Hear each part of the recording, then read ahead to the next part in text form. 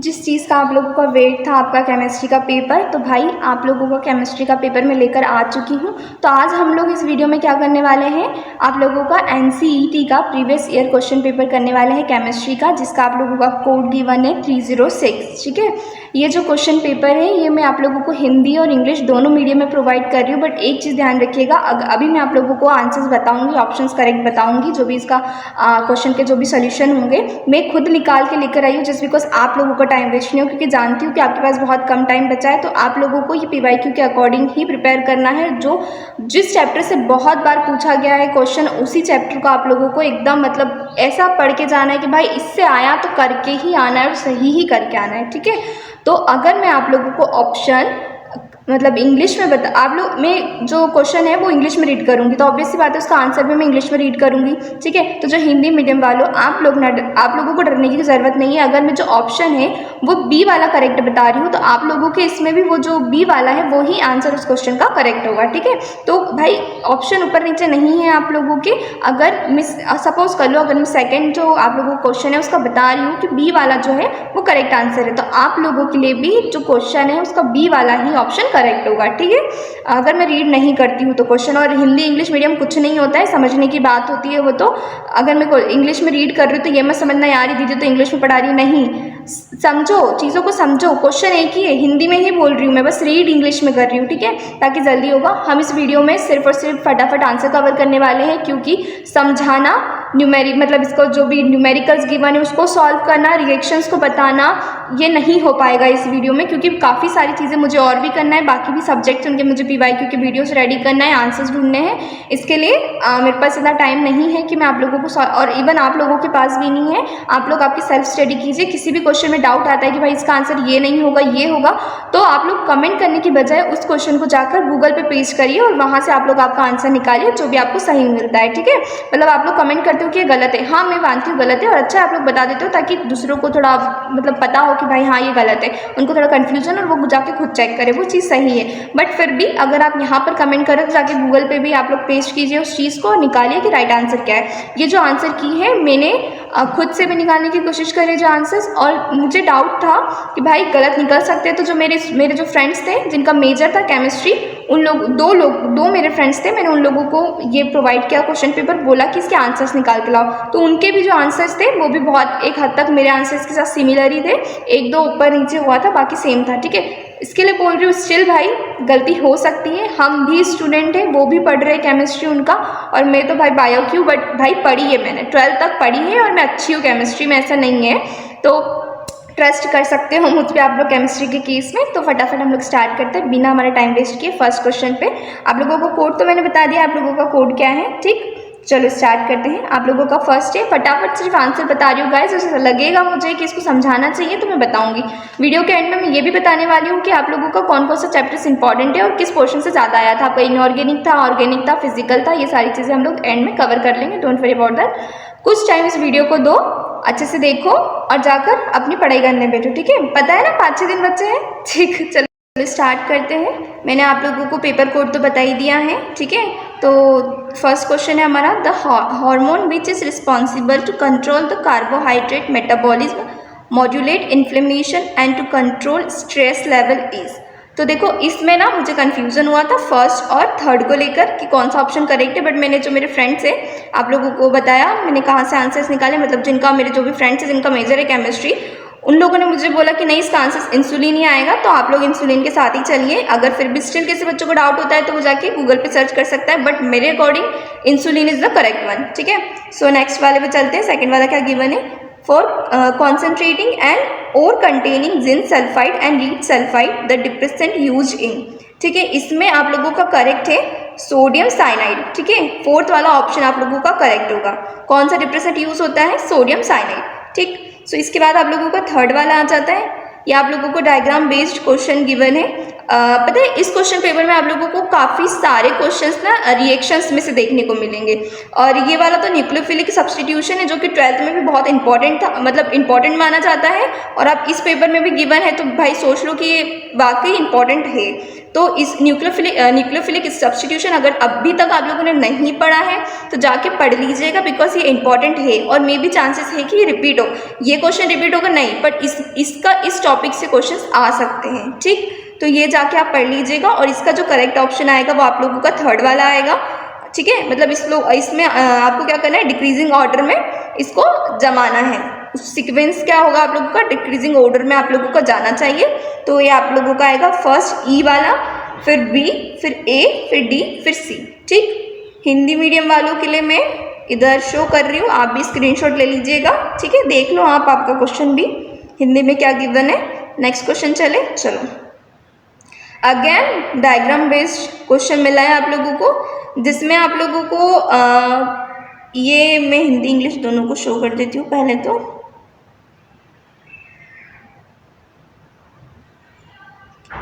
Nylon 6 is prepared by heating caprolactam with water, caprolactin is, ठीक है। तो इसका जो करेक्ट होगा वो तो मुझे डाउट है कि फर्स्ट वाला होगा या थर्ड वाला होगा, मतलब फोर्थ वाला तो बिल्कुल नहीं होगा, लेकिन स्टिल मुझे और मेरे फ्रेंड्स दोनों को डाउट था। और भाई डाटा जो मैंने नेट से निकाला था, इंटरनेट से, वो तो थोड़ा और ही डिफरेंट था। सो हम लोगों को कन्फ्यूज़न है कि इसका फर्स्ट थर्ड आ सकता है, दोनों में से कोई सा एक है, फर्स्ट और थर्ड में से दोनों में से एक है कोई सा, फोर्थ तो बिल्कुल नहीं है, फोर्थ को तो आप लोग बेझिझक काट दीजिए, ठीक है। सेकंड हो सकता है, लेकिन फर्स्ट और थर्ड के होने के ज़्यादा चांसेस है। इसके लिए ये लोग आप अपना सेल्फ निकालो भाई गूगल से जाके, क्योंकि अगर मैंने कुछ बता दिया तो फिर आप लोग बोलोगे दीदी ने गलत बताया है, ठीक है। इसके लिए आप लोग खुद जाके इसको ढूंढो कि कौन सा है आपका राइट। हम लोग फिफ्थ पे बढ़ते हैं। फिफ्थ क्या है हमारा, इसमें आप लोगों को क्या गिवन है, तो molecular shape of BF3 slightly bent T, pick the correct choice of placement of lone pairs. तो इसमें ना आप लोगों का कौन सा वाला, सेकंड वाला करेक्ट है, जिसमें जो दोनों ही लोन पेयर्स होंगे वो इक्विटोरियल पोजीशन में होंगे, ठीक है। Second option is the correct one, both lone pairs are at equatorial position, ठीक। नेक्स्ट पे चलते हैं। सिक्स्थ वाला है हमारा, decomposition of a gas X is a first order reaction having rate constant K is equals to 1 × 10⁻⁴ per second, its half life period will be. तो आप लोगों ने पढ़ा ही होगा full life period, half life period chemistry में, ये मेरा फेवरेट था बिकॉज ये मुझे बहुत अच्छे से आता था। सो इसका जो करेक्ट ऑप्शन है ना वो आप लोगों का क्या गिवन है, शायद थर्ड वाला गिवन है, third is the correct one. तो आप लोग देख लीजिएगा क्या है, 6.93 × 10⁻³ सेकेंड, ठीक। एक सेकेंड एक बार चेक कर लेती हूँ, ठीक। थर्ड वाला आपका करेक्ट है ना, तो थर्ड वाला देख लो। और इसके बाद सेवन्थ में चलते। सेवन्थ क्या है, सेवन्थ आप लोगों का गिवन है मैचअप दिया गया है। पता है मैचअप ऐसी लिस्ट आप लोगों को 3 या 4 देखने को मिलेगी केमिस्ट्री के पेपर में। इस मतलब मैचअप आप लोगों को 3 से 4 गिवन थी। आप लोग जो बायो वाला स्टूडेंट है उसको भी बता देती हूँ, बायो में भी बहुत मैचअप थी, पता है आप लोगों को। सो मैचअप तो आएगी आप लोगों को, और वो मैचअप ईजी होती है, आप लोग ये चीज़ जानते हो। तो ये वाला पढ़ते हैं क्या गिवन है। ये आप लोगों का मेटल वाला चैप्टर था, शायद थर्ड या फोर्थ था, मुझे इतने अच्छे से याद नहीं है कि मेटल वाला आप लोगों को मैं एक ही साल में भूल गई कि वो कौन सा चैप्टर था। तो बहुत बड़ा था, डी पढ़ो, डी ब्लॉक पढ़ो, एफ ब्लॉक पढ़ो, मतलब पी ब्लॉक पढ़ो, मुझसे तो ना हो पाएगा, मतलब ऐसा था, बट पढ़ा था भाई मैंने भी, ठीक। तो फिर ये वाला क्वेश्चन जो है वो वहीं से है, मेटल से आप लोगों को काफ़ी सारे क्वेश्चन देखने को मिलेंगे इस पेपर में। तो इसका जो करेक्ट वाला है आप लोगों का सेवन्थ का, वो फर्स्ट वाला ऑप्शन करेक्ट है आप लोगों का, ठीक। फर्स्ट वाला क्या होगा ये तो पता है, आप लोग मेरे बिना बताए भी आना चाहिए, बहुत ईजी है, मैं रीड करती हूँ। कैटालिटिक प्रॉपर्टी फर्स्ट का third, variable oxidation state, simple. फिर बी का फोर्थ, एलॉय फॉर्मेशन, बी का फोर्थ है similar atomic ready for transition metals. फिर सी का है कॉम्प्लेक्स इनफॉर्मेशन, उसका आएगा फर्स्ट वाला हाई चार्ज या size ratio of metals and vacant D orbital, ठीक है। फिर इंटरस्टिशियल कंपाउंड्स, उसका बी वाला है carrying crystalline structure of metals, ठीक है। सो ये वाला देख लेना, फर्स्ट वाला आप लोगों का करेक्ट ऑप्शन है, ठीक। सी वाला है आप लोगों का, ठीक है। इसको तो भाई आप लोगों को बिना मतलब मेरे आंसर बताइए आप लोगों को आना चाहिए, बिकॉज ये बहुत इजी है, ये तो बहुत बेसिक चीज़ है आप लोगों का जो मेटल वाला है चैप्टर उसका। तो क्या है, मैं इसका आंसर बता दी आपको, फर्स्ट का थर्ड है। फर्स्ट का क्या है, कैटालिटिक प्रॉपर्टी कौन शो करता है, variable oxidation state. Alloy formation fourth है, similar atomic radii of transition metals. C है अपना कॉम्प्लेक्स फॉर्मेशन का है फर्स्ट वाला, हाई चार्ज, ये size ratio of metal and vacant D orbital, ठीक है। डी है इंटरस्टिशियल कंपाउंड्स, जिसका आप लोगों का सेकंड वाला क्रिस्टलाइन स्ट्रक्चर ऑफ मेटल्स, ठीक। ये आप लोगों का हो गया मैचअप का, देख लीजिएगा फर्स्ट वाला ऑप्शन करेक्ट है। क्वेश्चन है, small amount of concentrated H2SO4 is used during etherification of alcohol with carboxylic acid 2, ठीक। तो इसका करेक्ट आंसर है आप लोगों का कौन सा है, सेकंड वाला करेक्ट है, to remove water from the reaction, ठीक है। जो हम लोग H2SO4 का यूज क्यों करते हैं, तो क्यों करते हैं, to remove water from the reaction, ठीक। सो आप लोगों का सेकंड वाला भी हो गया है। एट्थ वाला, एक सेकेंड,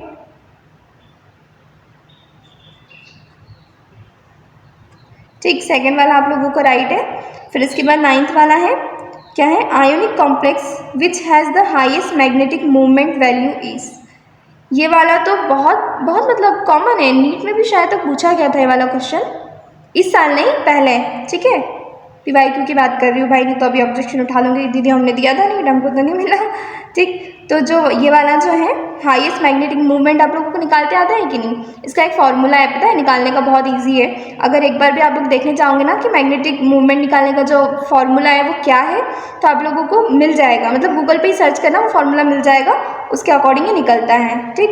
तो इसका जो करेक्ट है वो सेकेंड वाला है, FeS2O, ठीक है, ये करेक्ट है आप लोगों का सेकेंड ऑप्शन। टेंथ वाला देखते हैं क्या है, decreasing order of basic strength of the following compound is, ठीक। तो टेंथ का आप लोगों का, एक सेकेंड वेट अ मिनट, हाँ, टेंथ का आप लोगों का फोर्थ वाला है भाई, ठीक है, फोर्थ वाला है जो कि क्या है, BDCA। इसमें देखिएगा टेंथ वाले ऑप्शन में देखिए, जो ऑप्शन नंबर सेकेंड और ऑप्शन नंबर फोर्थ दोनों ही सेम है, BDCA, देखो दोनों में ही सेम है। तो अगर आप 2 भी करते हो 4 भी करते हो तो आप लोगों का सही जाएगा, लेकिन फर्स्ट और थर्ड करते हो तो रॉन्ग जाएगा। ये मत सोचिएगा कि भाई एक ऑप्शन को 2 बार रिपीट कर दिया तो बोनस नंबर मिल जाएंगे, नहीं मिलेंगे, क्योंकि इसमें कुछ गड़बड़ नहीं है, बस ऑप्शन रिपीट हुआ है, ठीक। तो इसका आंसर सेकंड और फोर्थ दोनों में से कोई भी हो सकता है, बिकॉज दोनों ही सेम है, ठीक। इसको भी आप लोगों को क्या करना था, डिक्रीजिंग ऑर्डर में लगाना था, ठीक है। और फिर इसके बाद हमारा है 11th वाला, benzoic acid from a dimer in benzene assuming the compound to be 100% associated, the elevation in boiling point of 0.1 molar of this solution is. आप लोगों को बॉइलिंग पॉइंट गिवन है बेंजीन का, ठीक है, और आप लोगों को इसमें क्या करना है, इस न्यूमेरिकल को सॉल्व करना है, और आप लोग जैसे ही सॉल्व करते हो इसमें आप लोगों का आपका आंसर, मेरे अकॉर्डिंग इसका आंसर आप लोगों को थर्ड वाला निकलना चाहिए, बट इसमें भी कंफ्यूजन है फर्स्ट और थर्ड को लेकर, तो ये भी आप आपके अकॉर्डिंग देख लीजिएगा कि क्या निकलेगा, क्योंकि मैं बोलकर बाद में नहीं सुनना चाहती कि दीदी ने गलत बताया है इसके लिए मैं आप लोगों पे छोड़ रही हूँ, मेरे अकॉर्डिंग बता दिया थर्ड वाला सही है। मेरे फ्रेंड लोगों का फर्स्ट वाला निकला था, एक का फर्स्ट वाला निकला था और मेरा तो थर्ड वाला निकला था। ये मत सोचना उनका मेजर है तो भाई उनका ही सही होगा, मेरा भी सही हो सकता है, ऐसी बात नहीं है। मैं भी 12th पढ़ी हूँ, मतलब 12th तक केमिस्ट्री पढ़ा है मैंने, ठीक। सो इसका थर्ड भी हो सकता है, फर्स्ट भी हो सकता है। आगे बढ़ते हैं, हमारा 12th वाला आ गया, एक मैचअप देखने को मिल रहा है आप लोगों को, ठीक। तो इस मैचअप, ये वाला जो मैचअप है ये भी देखो कि मेटल वाले ही चैप्टर से लिया गया था। मैंने बताया कि मेटल वाले चैप्टर से काफ़ी ज़्यादा क्वेश्चंस पूछे गए थे। आप लोगों को लग रहा है मतलब एक क्वेश्चन 4 नंबर का है, आप लोगों ने देख लिया मेटल वाले से यहीं के यहीं 8 नंबर निकल गए, और पता नहीं आगे और कितने मेटल वाले, मतलब मेटल वाले चैप्टर से क्वेश्चंस आने वाले हैं, उसको करके जानती हूँ बड़ा है, ठीक है, समझती है वो चीज़, मुझे भी दिक्कत हुई थी, ठीक है। तो ये मत कीजिए कि भाई बड़ा है छोड़ देते हैं, इजी चीज़ें देख लीजिए। देखो इसमें जो भी पूछा है ना सब कुछ बेसिक है, ये चीज़ आप भी जानते हो, मैं भी जानती हूँ कि इसमें जो कुछ भी पूछा है बेसिक ही पूछा है, ज़्यादा हाई लेवल का नहीं पूछा है। तो देखो ये वाला क्वेश्चन देखते हैं, 12th वाला क्या गिवन है हमारा है, colored iron formation by colored iron formation by transition metal, ठीक है। सो इसका ये वाला, इसका जो है ये वाला क्वेश्चन का सेकंड वाला करेक्ट है, तो सेकंड वाले का मैं आंसर रीड करते जा रही हूँ, देखते जाओ, ठीक है। सेकंड वाला करेक्ट है ऑप्शन। फर्स्ट है हमारा coloured iron formation by transition metal, इसका है थर्ड वाला DD ट्रांजिशन इन मेटल। आप लोगों को भी पता है क्यों कलर्स क्यों दिखते हैं, क्योंकि डी ट्रांजिशन होता है, ठीक है। मतलब डी शेल वाला जो सिस्टम है ऑर्बिट है वो आप लोगों को पता है कि नहीं, पढ़ा होगा यार, मतलब 12th में तो ऑब्वियस सी बात है, बेसिक ही पढ़ाया होगा आप लोगों को। तो ये क्यों कलर क्यों दिखते हैं आप लोगों को? Coloured iron formation by transition metals क्यों होता है? डी ट्रांजिशन के कारण होता है, ठीक। सेकेंड है आप लोगों का complex formation by transitional metal, ठीक है। इसका आएगा आप लोगों का फर्स्ट वाला high charge size ratio of metal ions, ठीक है। फिर थर्ड है alloy formation by transition metals, C का है second similar ionic radii of metal ions, ठीक। डी का है catalytic property by transition metal, fourth है इसका variable oxidation state of metal ions, ठीक। सेकंड वाला करेक्ट है आप लोगों का, देख लीजिएगा। आपने एक चीज़ नोटिस करी है, जो पहले आप लोगों का मेटल से क्वेश्चन आया था और जो ये वाला जो क्वेश्चन आप लोगों को गिवन है, इसमें आप लोगों ने देखा 3 चीज़ें सेम है। फर्स्ट वाले को छोड़ के ये ध्यान दो, Catholic property by transition metal वाला ऑप्शन और ये दोनों फर्स्ट वाले क्वेश्चन में जो आपका मैचअप था उसमें भी था, ठीक। सेकेंड वाला alloy formation by transition metal, ये वाला भी आप लोगों को जो फर्स्ट वाला था उसमें था, और इसके ऊपर वाला जो है कॉम्प्लेक्स फॉर्मेशन वाला वो भी था। ऐसे मिल जाते हैं कभी कभी क्वेश्चंस। ध्यान रखना कि पढ़ा क्या है, तुक्के दे रहे हो मानोगे मत, तो बच्चे देंगे ऑब्वियस सी बात है, जो भाई जिनने पढ़ा होगा वो तो पूरी मेहनत करेंगे, बट स्टिल कुछ बताते टाइम भी आप लोगों को ध्यान में रखना है कि कहीं ये वाला क्वेश्चन जो आप लोगों को गिवन है उससे रिलेटेबल कुछ क्वेश्चन पेपर में गिवन है कि नहीं, क्योंकि कभी कभी निकल जाता है और फिर प्रॉफिट हो जाता है, जैसे कि यहाँ पर 4 नंबर का हुआ है, ठीक है। तो ध्यान रखिएगा तुक्के भी लगाते हो तो, क्योंकि वो वाला जो क्वेश्चन था और ये वाला क्वेश्चन था दोनों सिमिलर था, मतलब ऑप्शंस और कुछ जो भी उन्होंने पूछा था सिमिलर ही था, बस थोड़ा बहुत ऊपर नीचे कर दिया था उन्होंने हल्का सा, ठीक। थर्ड वाला देखते हैं, अगेन मैचअप का सेकंड वाला ऑप्शन, ए का 3, बी का 4, सी का 2 और डी का 1 रीड कर लेना क्या क्या, ठीक। 14 वाला आपका जो क्वेश्चन है वो क्या है, एफ सेंटर्स आर। अब कुछ बच्चे सोच रहे होंगे कि भाई ये तो स्टार्ट में से पहले ही खत्म हो गया, तो ये इसके लिए क्योंकि आप लोगों को ये नहीं पता है, क्योंकि ये वाला जो क्वेश्चन है वो एक ऐसे चैप्टर से आया जो कि आप लोगों का डिलीटेड चैप्टर था। आप लोगों को याद होगा कि सोल्यूशन से पहले भी आप लोगों का एक चैप्टर है, शायद उसका नाम सॉलिड स्टेट है, मुझे पता नहीं है, मैं भूल गई हूँ, बस बता रही हूँ कि शायद तक उसका नाम सॉलिड स्टेट है। तो उस चैप्टर का एक क्वेश्चन है जो कि, और स्टिल कुछ बच्चे मुझसे पूछे जा रहे थे बार बार कि दीदी जो डिलीटेड पोर्शन है, मतलब जो हमारे 12th में डिलीटेड चैप्टर्स थे वो भी एनटीए ने एनसीईटी के सिलेबस में इंक्लूड कर दिया है, तो उसमें से कितना पोर्शन आता है, आता भी है कि नहीं है, कितने नंबर का आता है, ये सारे उनके डाउट्स है। तो वो यहीं पर क्लियर हो गए हैं कि भाई उसमें से क्वेश्चन आता है। फिलहाल एक ही क्वेश्चन देखने को मिला है, बाकी के सब्जेक्ट्स का पता नहीं, ठीक है। 4 नंबर का क्वेश्चन था, ये भी देख सकते हो आप लोग, ठीक। तो आप लोगों को पढ़ना तो पड़ेगा, वन शॉट में देख लीजिएगा। ये आप लोगों ने नहीं पढ़ा है, नहीं पता है, तो इसके बारे में थोड़ी सी इन्फॉर्मेशन दे देती हूँ, बाकी आप लोगों को वन शॉट देखना ही पड़ेगा। इसमें क्या होता है, ये जो एफ सेंटर है ये एक लेटिस डिफेक्ट होता है आयोनिक क्रिस्टल्स में, ठीक है। इसमें क्या होता है कि जो आपका एनायन की वैकेंसी होती है वो इलेक्ट्रॉन फील कर देता है और फिर उसको नेगेटिव चार्ज वगैरह लग जाता है, ऐसा ही कुछ है इसमें, मतलब ये एक डिफेक्ट होता है। डिफेक्ट मतलब आप लोगों ने देखा होगा, तब ये सिमिलर है थोड़ा सा मेटल वाला जो आप लोगों का था ना, इंटरस्टिशियल कंपाउंड बन जाना, वैसे ही कुछ है, वैकेंसी को फील कर देना, ठीक, इलेक्ट्रॉन के द्वारा, और फिर नेगेटिव चार्ज वगैरह लग जाना, यही है इसमें, और कुछ ज़्यादा मतलब नहीं। ये चैप्टर इजी है, करोगे तो हो जाएगा, फटाफट से हो जाएगा, इसके लिए एक बार देख लेना। नेक्स्ट क्वेश्चन में पढ़ते हैं 15 क्या है, एक सेकेंड पहले मैं ये मार्क कर देती हूँ। हमारा इसका करेक्ट ऑप्शन तो इसका करेक्ट ऑप्शन है आप लोगों का थर्ड वाला, ionic sites occupied by unpaired electrons, ठीक है। थर्ड वाला आप लोगों का करेक्ट है, रिपीट कर रही हूँ, ionic sites occupied by unpaired electrons, ठीक है। फिर हम बढ़ते हैं हमारे 15 पे। 15 क्या है, लायोफिलिक कोलाइड्स आर, ठीक है। तो इसमें फर्स्ट वाला आप लोगों का राइट है, क्या है, not easily visible even under ultra microscopy, ठीक है, ये आप लोगों का है। सॉरी फर्स्ट वाला राइट है आप लोगों का, जिसमें से फर्स्ट वाले ऑप्शन में नीचे तो देखा ही नहीं मैंने, सॉरी अबाउट दैट, ठीक। सो इसमें क्या है, फर्स्ट वाला राइट है, लायोफिलिक कोलाइड्स आर, तो कौन कौन से होते हैं, not easily visible even under ultra microscopy. B वाला भी राइट है आपका, easily precipitated by the addition of small amount of suitable electrolyte. C वाला भी रिवर्सिबल इन नेचर, ठीक। तो आप लोगों के ए बी सी तीनों ही लायोफिलिक कोलाइड्स कहलाते हैं या है, ठीक है, मतलब इनमें ये प्रॉपर्टीज़ होती है।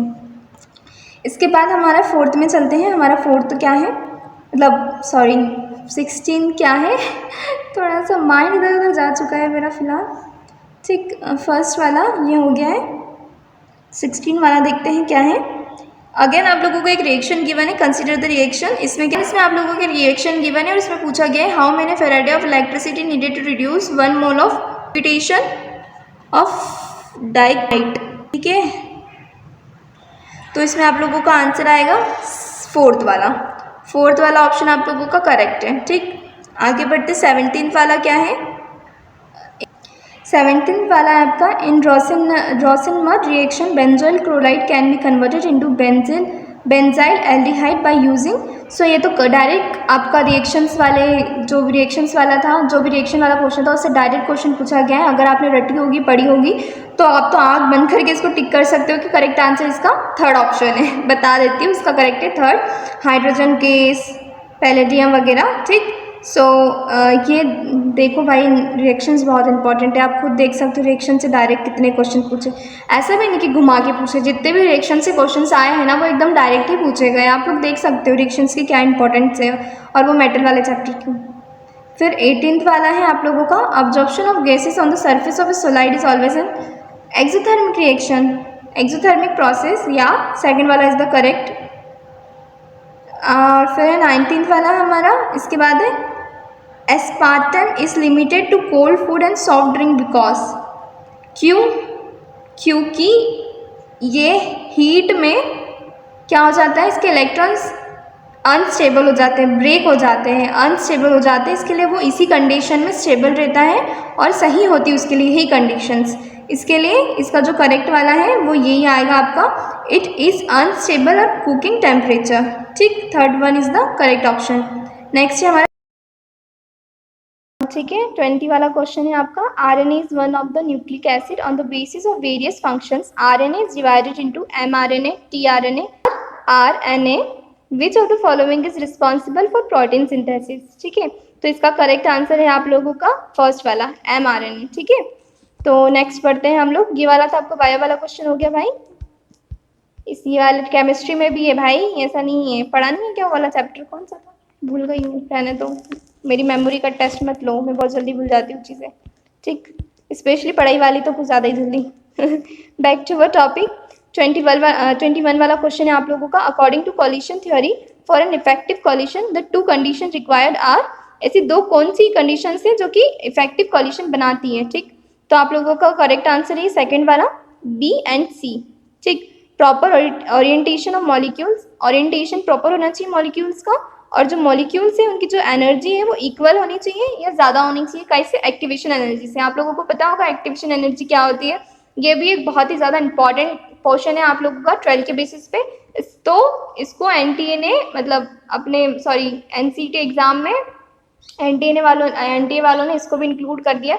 आप लोग देखो, सोचो, जो 12th के बेसिस पे इंपॉर्टेंट चीज़ें थी ना वो ही यहाँ पर पूछी गई है, कुछ एक्स्ट्रा नहीं है। अगर 12th वाला पोर्शन जो पढ़ा है उसी को अच्छे से और अच्छे से कर लूँगे ना तो कोई टेंशन नहीं होगा, एकदम इजीली स्मूथली आप लोगों का केमिस्ट्री का कोई भी सब्जेक्ट का पेपर निकल जाएगा।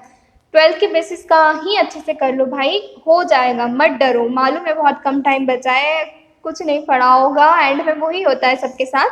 कोई नहीं, जो इंपॉर्टेंट है 12th के बेसिस पे, 12th के अकॉर्डिंग वही चीज़ों को अच्छे से कर लो, निकल जाएगा पेपर। ठीक है, तो आप लोगों का ये वाला हो गया। 21 का आएगा राइट वाला, B और C। ठीक, सो आप लोगों का है 22 वाला। ठीक, इसमें क्या है, measurement of osmotic pressure is advantageous to the method in determining the molecular mass of solute because. भाई इसमें भी थोड़ा सा कंफ्यूजन था तो इसका भी नहीं निकाला है, तो आप लोग देख लीजिएगा गूगल में। ठीक, चलो नेक्स्ट वाला चलते हैं 23। इसमें आप लोगों को again lone pair of electrons वगैरह के बारे में पूछा गया है, तो इसका करेक्ट बता देती हूँ आपको। इसका आप लोगों का सेकंड वाला करेक्ट है। ठीक, सेकंड ऑप्शन आप लोगों का करेक्ट है, तो सेकंड ऑप्शन आप लोग देख लीजिएगा क्या करेक्ट है, वो ही आएगा। ठीक, सो इसके बाद है हमारा 24 वाला last second question. Cross aldol condensation does not take place between. Cross aldol condensation जो कि इम्पॉर्टेंट थी 12th में बहुत ज़्यादा, सो वही मतलब किसके बीच में वो नहीं कर, मतलब किसके बीच में नहीं होती है। तो 2 फॉर्मेल्डिहाइड मॉलिक्यूल्स के बीच में नहीं होती है, तो आपका करेक्ट आंसर होगा 4th वाला। ठीक, सो नेक्स्ट है 25th वाला। On treating phenol with chloroform followed by hydrolysis in the process in the presence of alkaline produces the answer is aldehyde is the correct one, the option second is the correct. Okay, so आपके सारे हो चुके हैं। ठीक, एक और बार अगर आप लोग चाहते हो तो मैं फटाफट ऑप्शन ही बता देती हूँ एंड में, ताकि कंफ्यूजन ना हो, बार बार ना देखना पड़े कहाँ गया कहाँ गया कहाँ गया कहाँ गया। ठीक, चलो, फर्स्ट वाले का था हमारा इंसुलिन। ठीक, सेकंड वाले का था हमारा 4th वाला सोडियम साइनाइड।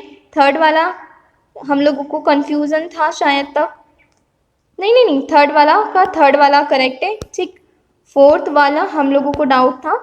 ठीक, 4th वाला हमारा डाउट वाला था। फिर इसके बाद जो हमारा 5th था उसमें क्या था, 5th में हमारा सेकंड करेक्ट था। 6th में हम लोगों के पास 3rd वाला करेक्ट था। ठीक, 3rd वाला करेक्ट था। फिर 7th वाले का आप लोगों का फर्स्ट वाला था, 8th वाले का सेकंड वाला था, फिर 9th वाले का भी सेकंड वाला था। फिर इसके बाद हमारा 10th वाले का 4th वाला था। 11th वाले का डाउट है भाई, मेरे अकॉर्डिंग तो 3rd वाला आएगा, आप लोग देख लीजिएगा। 12th वाले का सेकंड था, 13 वाले का भी सेकंड था, 14th वाले का आप लोगों का था 3rd, 15th वाले का फर्स्ट था, 16th वाले का आप लोगों का था 4th। ठीक, 17 का 3rd, 18 का सेकंड,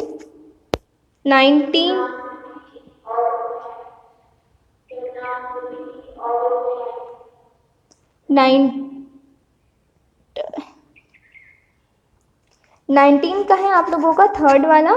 ठीक, फिर 20 का है आप लोगों का फर्स्ट वाला, और 21 आप लोगों का फर्स्ट वाला, सॉरी सेकंड वाला।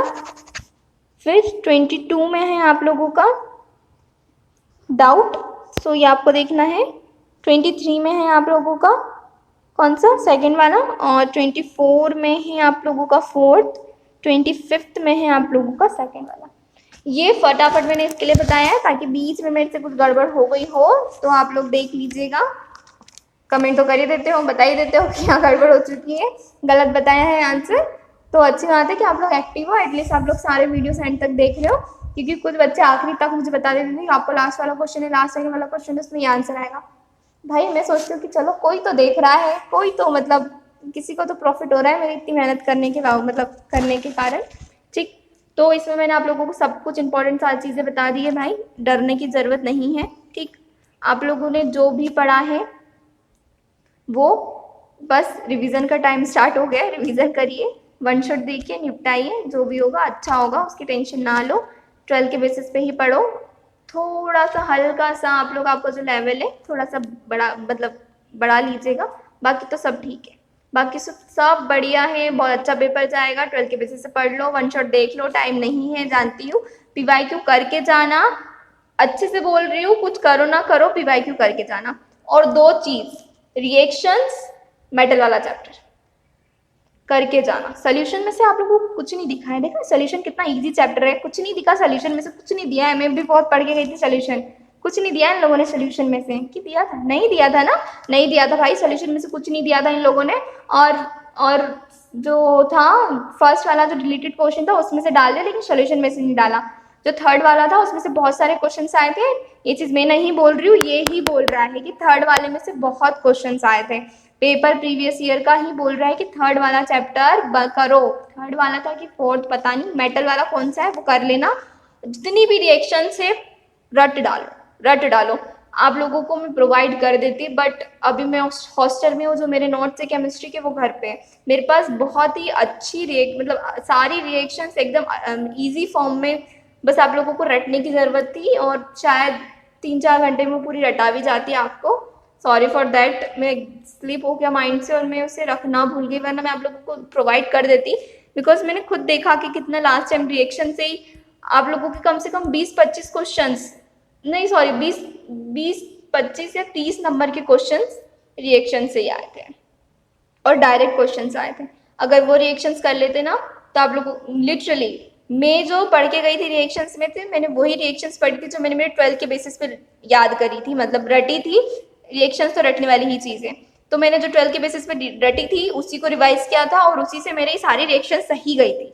मेरी एक भी रिएक्शंस गलत नहीं गई थी, मेरी सारी रिएक्शंस के क्वेश्चन सही गए थे। जिस पता है, क्योंकि एकदम डायरेक्ट क्वेश्चन पूछे गए हैं तो गलत जाने का तो कोई ऑप्शन है ही नहीं। तो एब्सेंट होगा मेरा माइंड अगर कहीं पर किसी क्वेश्चन में, तो हाँ मैंने कर दिया होगा कबाड़ा। बाकी मेरे अकॉर्डिंग तो मैंने रिएक्शंस के सारे सही करे थे। रिएक्शंस करो, बार बार बोल रही हूँ, सारी रिएक्शंस पढ़ो, मेटल का चैप्टर करो।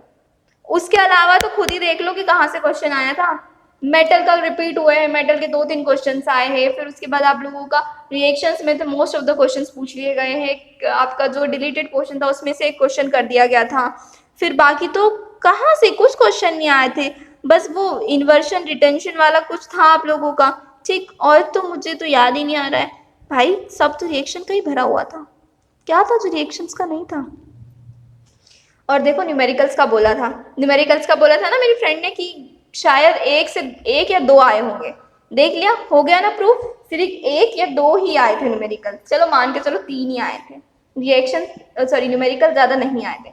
थ्योरी पढ़ी होगी तो निकल जाएगा। स्टार्टिंग से चिल्ला रहे, स्टार्टिंग से बोल रहे हैं कि भाई थ्योरी कर लो, थ्योरी में ही स्कोरिंग हो जाएगी, थ्योरी में ही अच्छे नंबर आ जाएंगे।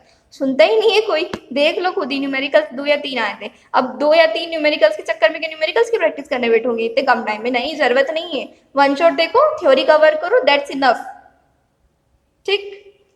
देख लो, अगर लगता है कर लोगे थ्योरी तो बैठो न्यूमेरिकल्स करने में, मत छोड़ो वो 2-3 क्वेश्चन जो छोड़ रहे हो, ठीक।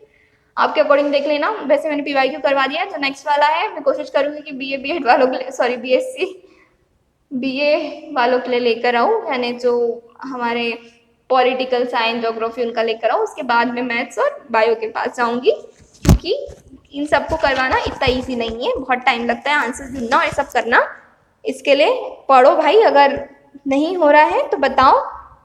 और एक और बात, वो सेंटर वाली बात है, बहुत सारे बच्चों के साथ हो गई है ऐसी दुर्घटना कि दूसरे ही स्टेट में उन लोगों को सेंटर मिल गया है। तो देखो, ये पेपर मत छोड़ो। इस एग्जाम की इंपॉर्टेंस आपको अभी नहीं पता है। अगर आप ये पेपर को इस ईयर क्लियर कर लेते हो तो आप लोग एक सेकेंड बैच होगा ITP का, हमारी इंपॉर्टेंस के बाद आप लोगों का नंबर आएगा। सोचो भाई, सेकेंड बैच ITEP का उस टाइम पीरियड में 2030 के बाद सिर्फ हम लोग अलाउ होंगे टीचर्स के लिए, एज ए गवर्नमेंट टीचर्स सिर्फ हम लोग अलाउ होंगे। तो सोचो आप लोगों के पास कितनी अच्छी अपॉर्चुनिटी है। सेकंड बैच हो आप लोग, ज़्यादा बच्चे भी नहीं होंगे उस टाइम पे। सेकंड बैच में जितने बच्चे होंगे इस साल उतने ही होंगे। तो भाई अच्छा है, अगर मतलब हो सके तो जाओ दूसरे स्टेट में, अभी से निकलोगे तो भी पहुंच जाओगे। कोशिश करो कि एग्ज़ाम दो, ठीक। अब NTA या मैं कुछ नहीं कर सकती, उसमें आप लोग कंटिन्यूसली कमेंट्स करो, दीदी कुछ करो, क्या करें हम लोग, नहीं हो पाएगा। अब कुछ क्या ही करेंगे, मतलब देख रहे हो एडमिट कार्ड निकल जाएगा अभी परसों नरसों के दिन, कुछ नहीं कर पाओगे। इसके लिए अब इन सब चीज़ों को छोड़ो। ये सब सेंटर वेंटर था सिटी का, निकल चुका है, आ चुका है, अब उसमें कुछ नहीं कर सकता कोई। इसके लिए बस आप लोग क्या करना है, अब पढ़ाई करो और कोशिश करो कि 2 एग्ज़ाम अवॉइड मत करो। अगर आपका स्टेट चेंज हो गया है तो अवॉइड करने की चीज़ नहीं है, ये बहुत इंपॉर्टेंट एग्जाम है, समझो इसकी वैल्यू। रिग्रेट होगा बाद में कि यहाँ तक पहुँचे और एग्जाम देने नहीं गए जस्ट बिकॉज कि दूसरे स्टेट में आ गया। कोशिश करो, जाओ। आप लोग तो एक ही चीज़ में थक गए भाई, मतलब सिर्फ एग्जाम देने नहीं, जब काउंसलिंग होगी, काउंसलिंग में ऑफलाइन बुलाते हैं, कभी बेंगलोर बुला रहे हैं, कभी भुवनेश्वर बुला रहे हैं, अजमेर बुला रहे हैं, राजस्थान बुला रहे हैं, ऑफलाइन में कैसे जाओगे? केरला बुला रहे हैं, तब कैसे जाओगे? इसके लिए अभी ही जाओ, करो, देखो, ट्रस्ट करो, बहुत अच्छी चीज़ में एनरोल हुए हो। NCT एग्ज़ाम को ले करने का आपको जो डिसीजन है, इन फ्यूचर रिग्रेट नहीं होगा, आई स्वेयर रिग्रेट नहीं होगा, क्योंकि मुझे भी नहीं हो रहा है तो आपको भी नहीं होगा। मैं तो आना नहीं चाहती थी, उसके बावजूद मुझे रिग्रेट नहीं हो रहा है। तो आप लोग तो खुद की मन से आ रहे हो, खुद की इच्छा से आ रहे हो, तो क्यों ही रिग्रेट होगा, ठीक। तो कोशिश करो, अच्छा हो, बेस्ट हो, ठीक। मिलते हैं नेक्स्ट वीडियो में, और ऑल द बेस्ट अगेन। कम टाइम बचा है, पढ़ाई करो, और मैं भी चलती हूँ। Bye bye.